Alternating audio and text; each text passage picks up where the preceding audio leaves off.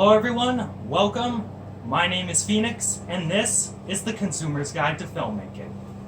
Harmony Korine, what a guy. This man is such a polarizing director. People either love his films or despise them. I fall into the former category, as this man has made multiple films that are going to be on my decade lists, as well as one on my all-time list. In this video, as you guessed, I will be ranking the 6 films Harmony Korine has directed. I'm sorry, I won't be talking about Kids or Ken Park. I will be ranking these films from worst to best. That way, you know which films are worth your time and which ones aren't. And here we go.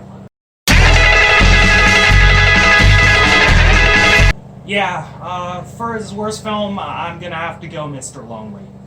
It's far from bad. It's got a lot of great elements to it. I dig the acting, the characters are interesting, the sets are nice, and it has both wit and heart. This film is very fun, but it also knows how to tug at your heartstrings and get you emotionally invested.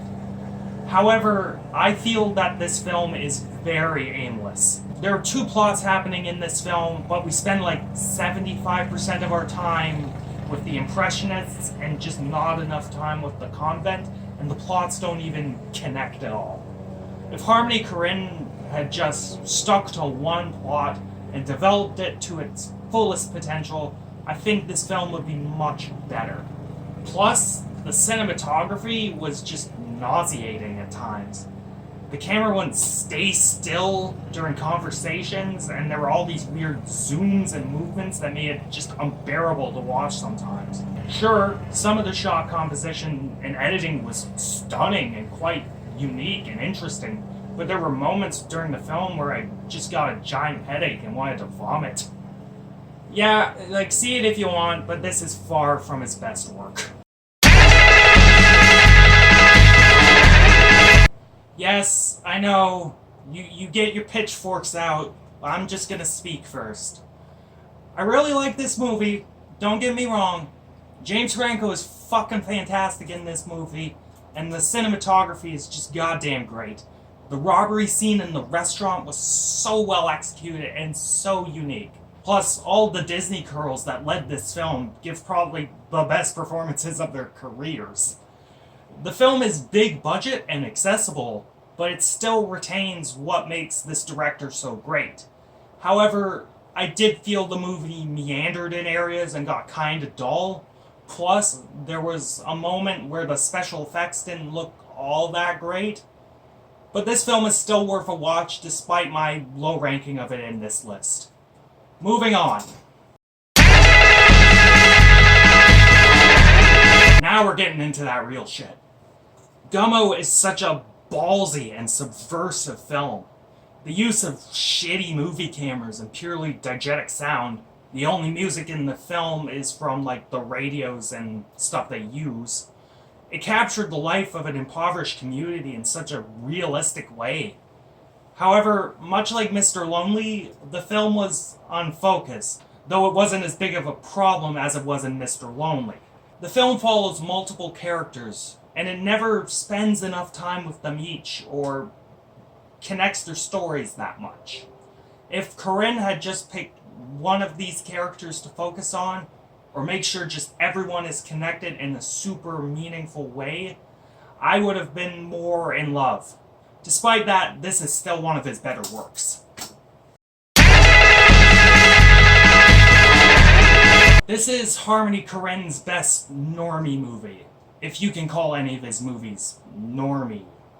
Matthew McConaughey was just born to play the role of Moondog, and he brought such funny and charismatic vibes to this film. The cast in general is just so good, with Snoop Dogg just playing himself and excelling at it, and Zac Efron was killing it as well. This film itself is this beautiful introspective piece on Harmony Korine's journey as a filmmaker, and the technical elements and story structure deftly convey this. However, a lot of its clean look is to its detriment, because I find the film looks too sanitary for its own good at times. It's weird, because this film is not a standard comedy story-wise, but From a technical perspective, it is. It's strange, but it's still a great movie. Highly recommended. This is Gummo, but with focus. It has all the choices of that film, but it all channels it into exploring this one kid with schizophrenia. The grimy cameras, the weird editing, it all makes you feel like you are entering the world of a disturbed, troubled person. Add to that all the brilliant performances from the likes of Ewan Bremner and Werner Herzog, both of whom just are amazing in this film. My only gripe with it is a couple of editing choices that came off as kinda lazy. Like, we're working on a thin budget already and we're using still images for scenes. Just fucking film them, buddy. But despite that, this film is incredibly challenging, but it's so rewarding. Watch it. Trash Humpers is a strange movie. It's probably Harmony's strangest and most abrasive, and that's fucking saying something. But that's why it's his best film. I believe that this is Harmony Korine's mission statement distilled into its purest essence. It's Dogma 95, distilled into its purest essence. This film seeks to disturb you, crush film convention, and challenge you.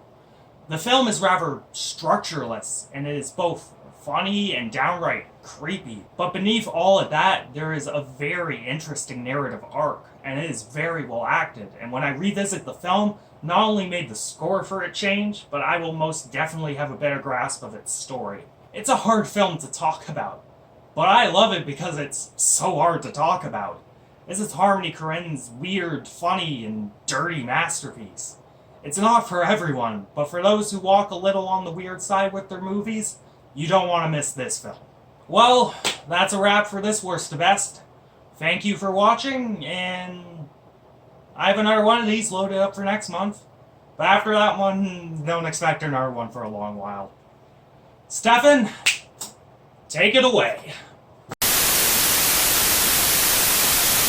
Yo, yo, yo, yo, this your boy Stefan. If you made it to this part of the video, you know you just watched another fly-ass review by my man Phoenix.